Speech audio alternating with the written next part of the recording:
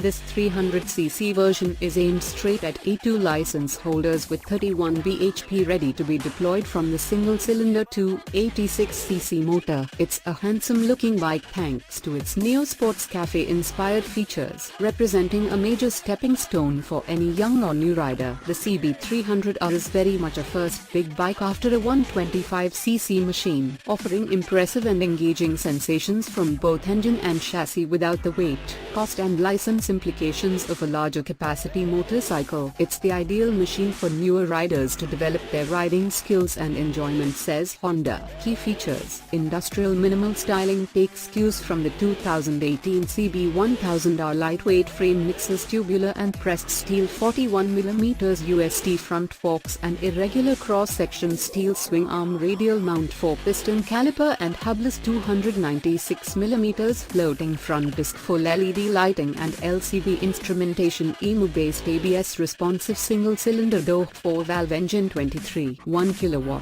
peak power /27, 5 Nm peak torque, underslung side exit exhaust, 6-speed gearbox.